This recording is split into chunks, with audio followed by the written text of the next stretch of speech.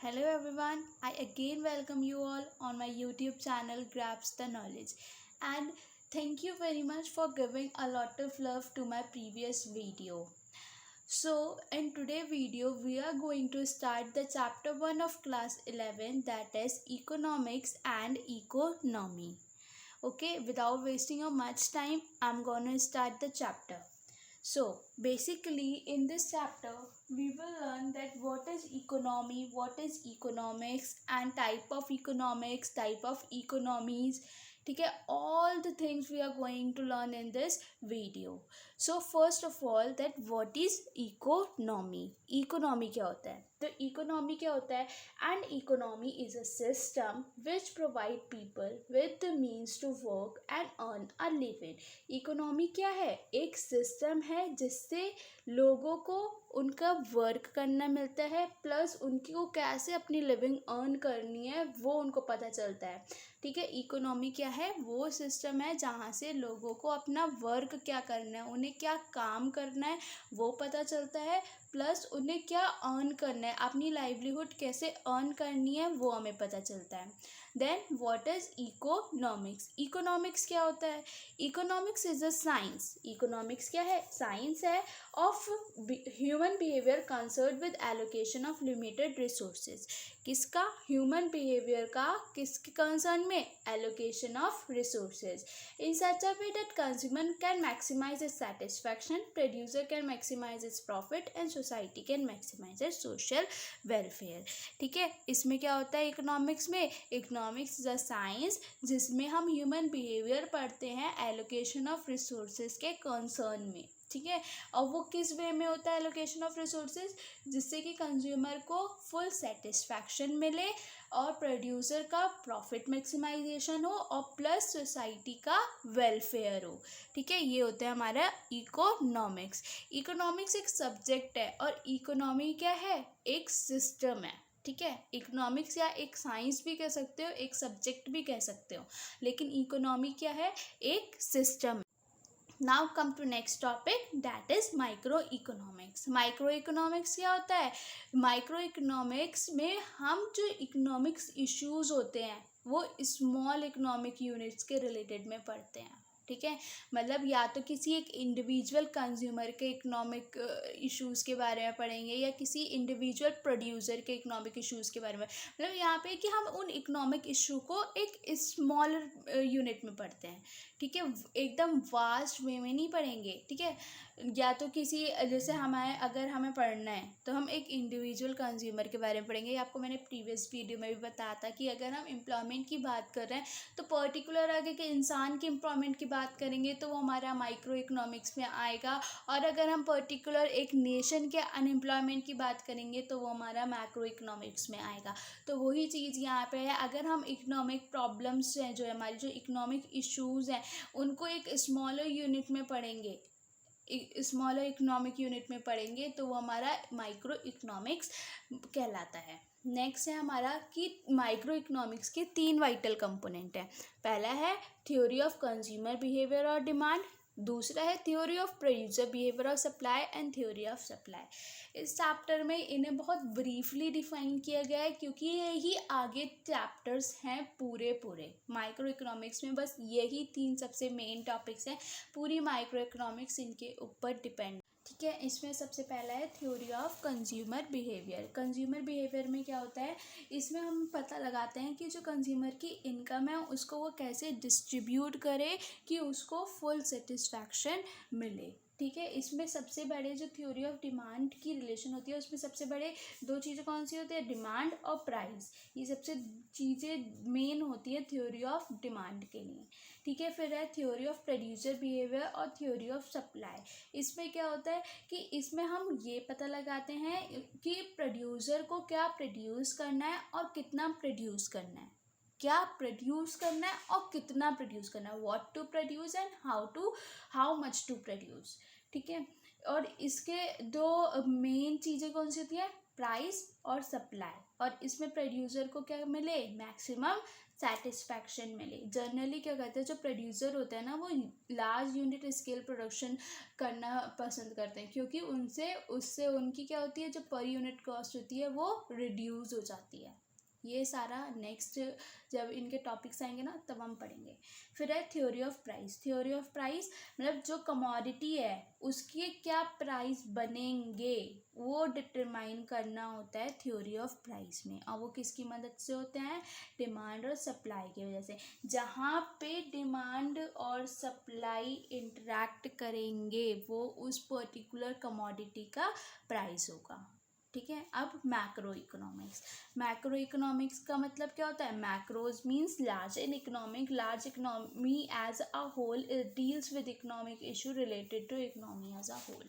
इसमें क्या कह रहा है, मैक्रो इकोनॉमिक्स में हम इकोनॉमिक्स प्रॉब्लम को एज अ होल नेशन पढ़ेंगे, पर्टिकुलर एक इंसान के बारे में नहीं पढ़ेंगे। इंडिया में जितने लोग रह रहे हैं उनके बारे में जब हम इकोनॉमिक प्रॉब्लम की स्टडी करते हैं तो वो क्या कहलाता है, हमारा मैक्रो इकोनॉमिक्स। अब माइक्रो की तरह मैक्रो के भी 3 वाइटल कंपोनेंट होते हैं। पहला होता है theory related to equilibrium in the economy, that is AD equals to AS, aggregate demand is equals to aggregate supply. Aggregate का मतलब क्या होता है, सम अप। ठीक है। फिर theory related to disequilibrium in the economy, that is AD is greater than AS, और या तो AS is greater than AD। ठीक। फिर theory related to correction of disequilibrium in the economy by monetary, physical and exchange rate policies. ठीक है। अब क्या होता है, पहला आता है इसमें theory related to equilibrium. Equilibrium कब होगा, जब एग्रीगेट डिमांड एग्रीगेट सप्लाई के इक्वल होगी। इसमें एग्रीगेट लगाना कंपलसरी होता है। अगर आप सिंपल एक डिमांड लिखोगे तो वो इंडिविजुअल डिमांड माना जाएगा, बट एग्रीगेट मतलब पूरे होल नेशन की डिमांड। ठीक है। और फिर वो जब इक्विलिब्रियम होगा वो, फिर डिसइक्विलिब्रियम। डिसइक्विलिब्रियम कब होगा, या तो जब AD बड़ी होगी या AS बड़ा होगा। ठीक है। फिर अब ये जो डिसइक्विलिब्रियम हुआ है उसको हमने करेक्ट भी करना है, तो उसकी स्टडी, उसकी थ्योरी वो किस में होती है, theory related to correction of disequilibrium in the economy. उनको कैसे करते हैं सही, मॉनेटरी पॉलिसीज की वजह से, फिजिकल पॉलिसीज की वजह से, और एक्सचेंज रेट पॉलिसीज की वजह से। ठीक। First, theory related to equilibrium in the economy. इसको प्रॉपरली क्या कहते हैं, थ्योरी ऑफ इनकम और एम्प्लॉयमेंट। क्या कहते हैं, theory of income of employment. इसमें हम स्टडी करते हैं जब AD AS के इक्वल स्टक करता है उसके बारे में स्टडी करते हैं। नेक्स्ट है हमारा, जब theory related to disequilibrium in the economy, अगर इकोनॉमी में डिसइक्विलिब्रियम हो रहा है उसकी थ्योरी, उससे रिलेटेड थ्योरी क्या कहलाएगी हमारी, theory related to disequilibrium in the economy. वो कब होगा, या तो थ्योरी, इसको हम theory of inflation of deflation भी कहते हैं। इन्फ्लेशन का मतलब rise in price of the commodity, and deflation का मतलब होता है decrease in price of a commodity. ठीक। फिर theory related to correction of disequilibrium in the economy, ये किसके रिलेटेड होता है, जितनी भी हमारी फिजिकल पॉलिसी होती है, जितनी भी मॉनेटरी पॉलिसी होती है, जितनी भी एक्सचेंज रेट पॉलिसीज होती हैं, उन सब के अकॉर्डिंग, जो उन सब से जो रिलेटेड पॉलिसीज़ बनती हैं डिसइक्विलिब्रियम को ठीक करने के लिए, वो हम इसमें स्टडी करते हैं। ये सारे टॉपिक क्लास 12th के हैं, तो ये आप वहाँ जाके पढ़ोगे। ठीक है। 11th के लिए दिस वॉज ऑल सफिशिएंट। ठीक। अब आता है हमारा पॉजिटिव इकोनॉमिक्स। पॉजिटिव इकोनॉमिक्स क्या होती है, पॉजिटिव इकोनॉमिक्स में हम इकोनॉमिक इश्यूज़ को रिलेट करते हैं, उन इकोनॉमिक इश्यूज़ को रिलेट करते हैं जो कि हमारे पास्ट, प्रेजेंट, फ्यूचर से डील करती हैं। आया समझ। पॉजिटिव इकोनॉमीज़ में हम उन इकोनॉमिक प्रॉब्लम्स को डील करते हैं जो कि हमारे पास्ट, प्रेजेंट, फ्यूचर से रिलेटेड होते हैं। ठीक। इसका मतलब क्या हुआ कि positive economics deal with economic issue related to past, present और future. It deals with such economic situation which can be studied by using facts और फिगर। मतलब इसमें हम सिर्फ फैक्ट्स और फिगर के ही बेसिस पे स्टडी करते हैं। ठीक है। कोई इसमें थ्योरी, कोई डिमांड कुछ नहीं होती, सिर्फ फैक्ट्स और फिगर होता है। जैसे कि मान लो कि इंडिपेंडेंस के टाइम पे जो प्रॉपर्टी थी वो बहुत कम थी, इतने परसेंटेज प्रॉपर्टी थी, तो ये पास्ट की बात हो गई ना, तो ये होती है हमारी पॉजिटिव इकोनॉमिक्स। अगर मैं बोलूँ कि अभी भी इंडिया में 22% लोग जो हैं वो बहुत पुअर हैं, तो ये हो गई प्रेजेंट वाली पॉजिटिव इकोनॉमिक। ठीक है, मैं प्रेजेंट की बात कर रही हूँ, बस एक फैक्ट दे दिया कि हाँ इकोनॉमिक प्रॉब्लम ये है। ठीक, अगर मैं बोलूँ कि अगर इसी रेट से हमारी इंडिया का ग्रोथ रेट बढ़ता रहा तो जो लोग पॉवर्टी लाइन के बिलो आएंगे वो भी इंक्रीज होते जाएंगे। तो मैंने कुछ ये तो नहीं कहा ना कि हाँ इसकी वजह से ये हुआ या ये होना चाहिए इनका कौन सा, मैंने सिंपल सा एक फैक्ट और फिगर्स दे दी और उनको हमने पास्ट प्रेजेंट फ्यूचर में रिलेट कर दिया। ठीक है, ये होती है हमारी पॉजिटिव इकोनॉमी। इसकी क्या क्या करेक्टरिस्टिक होती हैं, ये जो है फैक्ट और फिगर्स में होती हैं। ठीक है, एक फैक्ट है कि हाँ इंडिपेंडेंस के टाइम पे इतनी पॉवर्टी थी, तो एक फैक्ट ही तो है ये, और इतना 22% पॉवर्टी थी, तो ये क्या हो गया हमारा फिगर हो गया। ठीक, वेरीफेबल फॉर ट्रूथ, ये हम इनको वेरीफाई कर सकते हैं। ठीक है, अगर हमसे कोई कहे कि तुम इन्हें वेरीफाई करके दिखाओ तो हम इनको वेरीफाई कर सकते हैं। फिर do not reflect any value of judgement और ओपिनियन ऑफ इकोनॉमिस्ट, क्या कह रहे हैं, do not reflect any value judgement और ओपिनियन ऑफ इकोनॉमिस्ट, मतलब ये कोई डिबेट का मैटर नहीं है, ये किसी इकोनॉमिस्ट के हम उसके ऊपर नहीं जा रहे कि आपने ऐसा क्यों बोला। ठीक है, पॉजिटिव इकोनॉमिक्स सिंपल है, सिंपल फैक्ट और फिगर्स पे बेस्ड होती है। ठीक है, अब आता है हमारा नॉर्मेटिव इकोनॉमी। नॉर्मेटिव इकोनॉमी क्या होता है कि लोग सिर्फ अपने ओपिनियन देते हैं कि उन्हें क्या करना चाहिए इकोनॉमिक प्रॉब्लम्स के लिए। ठीक है, वो होता है हमारा normative economy. It is the economic of what ought to be, it deals with the opinion of economics related to economic issue और इकोनॉमिक प्रॉब्लम। जैसे कि क्या था कि MNREGA will one day bring an end to problem of unemployment in India, ऐसा opinion दिया था उन्होंने, ऐसा उनका थॉट था, बट ऐसा हुआ नहीं हुआ, है ना। तो यही क्या होती है हमारी नॉर्मेटिव इकोनॉमिक होती है, इकोनॉमी होती है। ठीक है, फिर है हमारा इन्वॉल्व वैल्यू जजमेंट। इसमें क्या होता है हमारा वैल्यू जजमेंट हो सकता है, लोग डिबेट कर सकते हैं कि आपने ऐसा बोला था तो ऐसा क्यों नहीं हुआ, है ना, लीड्स टू डिबेट। ठीक, नॉट वेरीफेबल ट्रूथ, कि हम इसे वेरीफाई नहीं कर सकते कि ये लाइन उन्होंने सच बोली है या नहीं बोली है, वो तो उन्होंने सिर्फ बोला ही था ना, आप उनको ये थोड़ा ना कह सकते कि आपने ऐसा बोला था तो आपने ऐसा क्यों नहीं किया, you can't say them anything. So यही होता है हमारा नॉर्मेटिव इकोनॉमिक। फिर है it reflect what ought to be as a solution to economic problem. इसमें क्या पता चलता है हमें कि हमें क्या करना चाहिए इकोनॉमिक प्रॉब्लम के लिए। वो पर्टिकुलर एक चीज़ नहीं बताता, सिर्फ बताता है कि आपको क्या करना चाहिए, चाहे वो आगे काम आए या ना आए। ठीक है, ये होता है हमारे नॉर्मेटिव इकोनॉमिक। अब आता है nature and level of economy. ठीक है, नेचर और लेवल ऑफ इकोनॉमी। अब मैं इसको सिंपल एक एग्जांपल से समझाऊंगी, बाकी आप खुद लिख सकते हो, बहुत इजी है। ठीक है, इसके लिए देखो एक एग्जांपल है, जैसे एक विलेज है। ठीक है, विलेज में हम देखते हैं मोस्टली जो पीपल होते हैं वो एग्रीकल्चर एक्टिविटीज़ कर रहे होते हैं, या तो फार्मिंग या कुछ भी। ठीक है, मतलब वो फार्मिंग से ही रिलेटेड सारी एक्टिविटी कर रहे होते हैं। तो अगर मैं उस विलेज की बात करूं तो मैं उसको कह सकती हूँ कि वहाँ की इकोनॉमी जो है वो एग्रीकल्चरल इकोनॉमी है, कह सकती हूँ ना कि उस विलेज की इकोनॉमी जो है वो एग्रीकल्चर इकोनॉमी है। क्यों? क्योंकि ज़्यादातर लोग क्या कर रहे हैं, एग्रीकल्चर इकोनॉमीज़ में ही, एग्रीकल्चर एक्टिविटीज़ में ही क्या एंगेज्ड हैं, इसलिए मैं कह सकती हूँ कि हाँ पर्टिकुलर विलेज की इकोनॉमी ये है।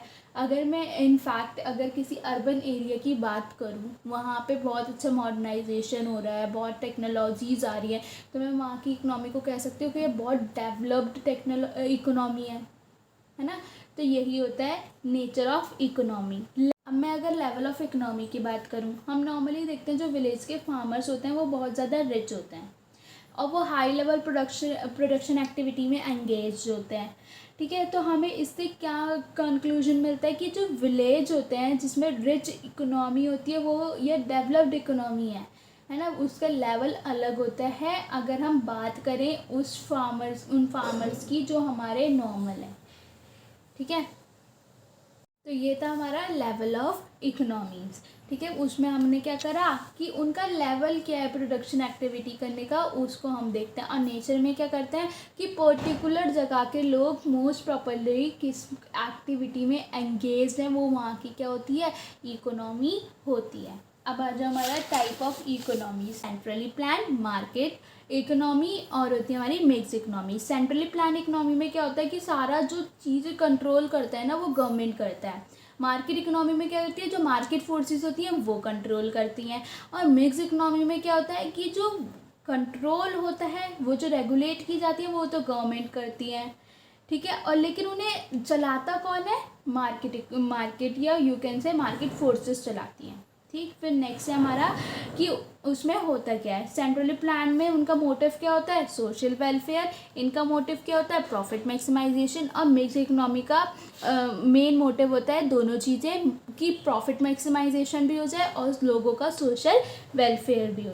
इसमें कंज्यूमर सोवरेन नहीं होता, मतलब उसके पास कोई राइट्स नहीं है कि अगर उसे अपनी अकॉर्डिंगली कोई प्रोडक्ट चाहिए तो वो ले ले। जो इकोनॉमी में प्रोडक्ट्स बने हैं वो उसे ही परचेज़ करने हैं। इसमें कंज्यूमर सोवरेन होता है और इसमें भी कंज्यूमर सोवरेन होता है, ठीक है।